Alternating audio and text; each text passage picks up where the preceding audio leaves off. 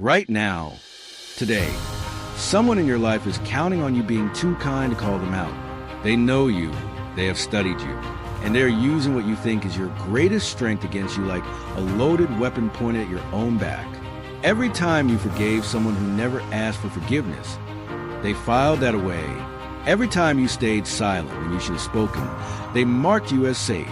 Every time you gave without conditions, they updated their strategy for extracting more. Here is the part that stings the most. You did not fail them. You trusted them. And in a world that confuses kindness with weakness, trust is the invitation they were waiting for. And when you finally said no, when you finally held a line, they called you cold. They called you selfish. They made you feel that your boundary was a betrayal. That is not an accident. That is a technique. So let me ask you something that nobody in your life has had the honesty to ask you. How long are you going to let people treat your decency as a doorway they walk through whenever they need something from you? This is not a self-help video about forgiving yourself. This is a warning. One that a man who understood human nature better than almost anyone in history tried to send 5 centuries ago. Most people were never supposed to read it, and the ones in power hoped you never would. You are not the problem. Your kindness is not the problem. The problem is that you have been operating in a world that rewards ruthlessness and calls it strategy, while calling your restraint weakness. You were taught to be generous. Nobody taught you to be protected. Every opportunity, you lost to someone who played harder.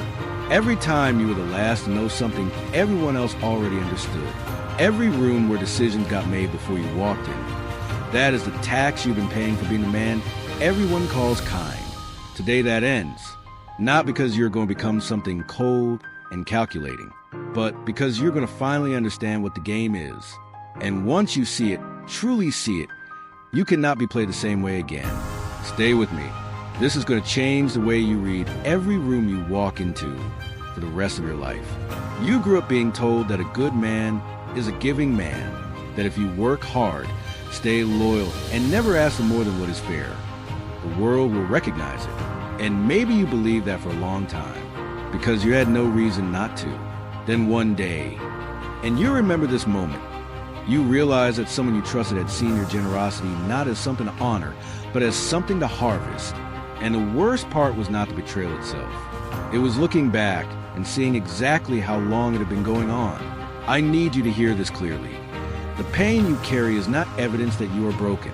It is evidence that you were operating without information.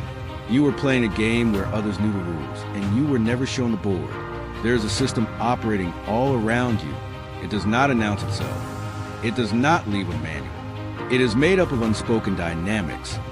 Who controls the information? Who controls the emotional temperature of the room? Who gets to define what loyalty means and who pays the price for it? The people who exploit your openness are rarely monsters. They are often charming. They remember your birthday. They show up when it is easy. What they do not do is show up when it costs them anything. And they have learned, through watching you, that they will never have to. Your empathy is a signal to the wrong people. When you are always the one who checks in, always the one who gives the benefit of the doubt, always the one who finds a way to smooth things over, you are broadcasting that you will do the emotional and relational labor that they refuse to do, and they will keep letting you. You were taught to be this way, not by accident, by design. Systems of control have always needed people who do not question, who absorb punishment quietly, who interpret their own sacrifice as virtue. The fact that you are watching this tells me you are starting to question that story. What I am about to show you is not cynicism. It is clarity. There is a difference between a man who trusts no one because he is broken and a man who chooses carefully who earns his trust because he has learned how the world actually operates. One is defeated. The other is sovereign. Power is not evil. Power is simply the capacity to shape your own reality without requiring permission from people who do not have your best interests at heart. You have been made to feel guilty for wanting it. That guilt is the leash they use to keep you still. 500 years ago, a Florentine diplomat and political theorist sat in exile, stripped of his position, his reputation, everything it built, and wrote down exactly how power, trust, and betrayal actually work. Not how we wish they worked, not how our mothers told us they worked, how they actually work. His name was Niccolo Machiavelli. And while everyone around him was performing virtue for the church and the court, he was watching, with cold surgical precision, the mechanics of who truly controlled outcomes. And he wrote it all down in a book that made the powerful furious and gave the powerless something they had never had before: the truth. The Prince was not written for Prince. It was written for the man who wanted to understand the Prince, the man who had been on the wrong side of power for too long and needed to finally decode what he was actually dealing with. They called him immoral. They called him cynical. They banned his book. They demonized his name, so much so that the word Machiavellian became an insult. Why? Because people who benefit from your naivety have a powerful interest in keeping you from reading the manual. His warning is not about becoming the villain of your own story. It is about understanding the terrain you are already operating in. Because ignorance of the rules is not innocence. It is just losing with a clear conscience. Machiavelli did not write for comfortable men. He wrote for men who were tired of being comfortable and then surprised when it cost them everything. Here is what he understood and what you need to hear. Machiavelli was born in 1469 in Florence, a city of spectacular wealth, art, and absolutely ruthless political competition. He served as a diplomat and military advisor for 14 years, watching the most powerful men in Italy rise and fall. He saw what separated those who survived from those who were consumed. Then the Medici returned to power. Machiavelli was accused of conspiracy, tortured, and stripped of everything. In that exile, in that dark quiet, he wrote, not out of bitterness, out of clarity. He had seen the machine from the inside, and he was going to scribe every gear. What Machiavelli understood, and what most people still refuse to accept, is that the world does not run on stated values. It runs on actual incentives. Everyone performs virtue publicly. Almost no one acts from it privately. The man who cannot see this distinction will be deceived by it every single time. He wrote these exact words, and I want you to sit with them before we go any further. It is better to be feared than loved if you cannot be both. Niccolo Machiavelli, the Prince, 1532.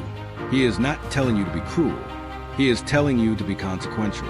A man who is loved but never feared is a man who will be tested constantly, because love without respect is just sentiment. And sentiment does not stop people from taking advantage of you when the cost is low. Think about the people in your life who others simply do not cross. It is rarely the loudest person. It is the one who said no once and meant it. The one who made clear through action, not announcement, that their time and energy have a price. That is what Machiavelli is pointing at, the forbidden truth. This is why his name was banned. This is why his book was placed on the Vatican forbidden list. Because a man who understands this truth does not need to be managed. He cannot be guilted. He cannot be held in place by the approval of people who do not deserve his full energy. The distinction. This knowledge is for protection, not destruction. I am not teaching you to become predatory. I am teaching you to stop being prey. There is an enormous distance between those two things, and Machiavelli understood it completely. 7 lessons intro. From Machiavelli's work and the patterns he identified in human nature, I have drawn 7 lessons, 7 specific dynamics that are being used against you right now. Each one has a name, each one has a mechanism, and each one has an answer. Philosopher close. Study these. Apply them, not because you want to control people, but because you are done being someone that others control. Let's go. Lessons. People do not feel gratitude proportional to what you give them. They feel gratitude proportional to what it costs them to receive it. When you give freely and repeatedly without any sense of selectivity, you train the people around you to see your generosity as ambient, like air, not a gift, just the environment you create for them. You have been the one who always comes through, the one who lends the money, makes the introduction, covers the shift, writes the recommendation. And for a while they thanked you. Then they expected it. Then, and this is the part that cuts, they subtly resented you when you could not deliver the same level, as if you owed them what you've been freely giving. Psychologists call this the entitlement escalation. When a favor is repeated enough times, it stops being perceived as a favor and starts being perceived as a baseline. Once you are someone's baseline, the only way to register is to exceed it. And the only way to create discomfort is to fall back to normal. You have accidentally become someone they experience only when they are disappointed in you. Starting today, introduce friction. Not cruelty, friction. The occasional no. The slightly longer pause before you say yes. The favor that requires something from them first. Not because you are being difficult, because you are recalibrating what you mean to the people around you. Machiavelli knew that what is freely given is never fully valued. Drop this in the comments. I am the standard, not the safety net. Honesty is one of the most powerful tools available to you when it is deployed strategically. But honest information given to a dishonest person is not virtue. It is intelligence handed directly to someone who will use against you. Machiavelli observed this constantly. Men who told the truth to men who lied were not noble. They were simply losing faster than everyone else. You told someone your plans before they were finished and watched them undermine the outcome. You shared your doubts with someone who used them as leverage. You were transparent about your feelings with someone who stored that information and deployed it at the exact moment it would hurt you most. You called it honesty. They called it data. Vulnerability is not the same as openness. Genuine vulnerability, shared with someone who has earned it, builds connection. Premature openness with people who have not demonstrated trustworthiness is not courage. It is an information leak. The powerful are not secretive out of shame. They are selective out of intelligence. Starting today, audit your disclosures. Before you share something meaningful, your plans, your fears, your ambitions, your vulnerabilities, ask one question. Has this person demonstrated through action that they handle information about me with care? If the answer is no, your honesty belongs elsewhere. Lesson 3, the forgiveness economy. Machiavelli wrote that men forget the loss of a father faster than the loss of their inheritance. He was not being cynical about grief. He was identifying a fundamental truth about what drives human behavior. Consequences remembered longer than sentiment. When you forgive someone without consequence, you are not demonstrating grace. You are demonstrating that your limits have no enforcement. Someone did something that crossed a line you had, and you told yourself, because you are not petty, because you are mature, to let it go. So you did, and then they did it again, and you let it go again.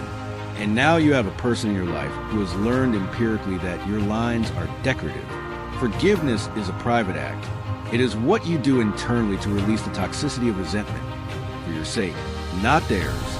But consequence is a social act. It is what you do externally to communicate that your world has a structure. You can forgive someone in your heart and still remove them from your inner circle. You can release the anger and still enforce the boundary. These are not contradictions. They are maturity. Starting today, separate your emotional processing from your strategic decisions. Ask not, am I angry enough to act? But rather, has this person given me sufficient evidence of who they are? Act on evidence, not on emotion. That is not coldness.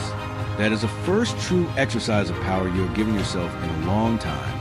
Drop this in comments. I forgive in private. I enforce in public.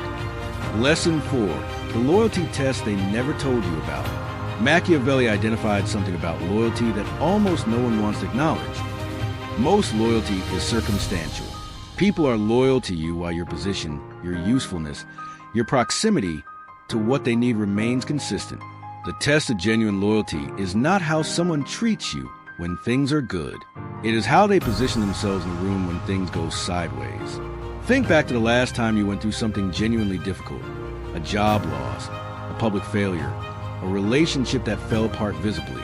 Pay attention to who moved toward you in that moment and who found reasons to be unavailable. Machiavelli would tell you that information is the most accurate map of your actual social landscape you will ever receive. The human tendency is to reabsorb these people when stability returns, to forgive the absence and reconstruct a friendship as if it did not happen. But the data you receive during your difficult period does not expire just because your circumstances improved. The person who is not there when it counted is telling you something about their capacity for loyalty that no amount of future warmth can fully overwrite. Starting today, run a loyalty audit on your inner circle, not with suspicion but with accuracy. Divide the people close to you into 2 categories: those whose loyalty has been tested by adversity and demonstrated, and those whose loyalty is theoretical. You can still like the theoretical ones. Just stop giving them access that should be reserved for the tested ones. Lesson V. The silence they mistake for submission. You've been taught that speaking up is power and silence is submission. Machiavelli would disagree entirely. He observed that the men who commanded the most genuine authority in any room were frequently the ones who said the least, not because they had nothing to say, but because they understood that every word you offer is information you surrender. Silence is not emptiness. It is pressure. You have been in rooms where someone challenged you, publicly, subtly, or directly, and you felt the pull to justify yourself immediately, to explain, to over-explain, to fill the silence with words that showed your reasoning was sound. And in doing so, you handed them exactly what they needed. Proof that their pressure works, that you can be made to defend yourself on their schedule. The human brain is wired to interpret unexplained silence as authority. When you speak too quickly, too fully, too defensively, you signal anxiety. Anxiety signals that you need the approval of the person confronting you. And the moment they understand that, the dynamic has shifted in their favor permanently. A man who does not rush to explain himself communicates, without a single word, that he does not require the verdict of this room. Starting today, when someone challenges you in a group setting, try a 4-second pause before you respond. Not to be dramatic, to break the reflex, let them exist in the silence first. What you say after that pause carries 10 times the weight of what you would have said in the panic of the moment. Your silence is not submission. It is the first expression of command you have allowed yourself. Drop this in the comments. My silence is not emptiness. It is pressure. Lesson 6. The availability tax. Machiavelli understood something about desire that modern psychology confirmed 5 centuries later. Scarcity creates value and abundance destroys it. When you are available to everyone at all times, when you answer every message within minutes, when you rearrange your schedule to accommodate requests without friction, you have made yourself abundant. And abundance, in the economy of human attention, is what gets taken for granted. You respond fast. You accommodate. You make yourself easy to access because somewhere you were taught that being easy to be with is a virtue. What you did not know is that every time you drop everything for someone who had not earned that level of priority access, you were quietly communicating your self-assessed market value, and they adjusted their treatment of you accordingly. The psychological mechanism here is called effort justification. When someone has to work slightly to get your attention, when there's a delay, when they have to initiate, when you're not instantly available, their brain assigns higher value to the interaction when it finally happens. Not because you played games, but because your time signaled that it had somewhere else to be. Starting today, create one deliberate space in your day that belongs entirely to you and is inaccessible to others, not because you are hiding, because a man who has protected time signals that he has a life of his own, a destination separate from being useful to others, become harder to reach and easier to respect in the same movement. Lesson 7. The man who needs nothing cannot be controlled. This is the final and most important lesson Machiavelli identifies, and the one that the systems around you work hardest to prevent you from internalizing. Control over a person requires leverage. Leverage requires that the person has something to lose that you can threaten. The man who is genuinely detached from needing approval, needing validation, needing their acceptance, has eliminated the primary lever by which most people are managed.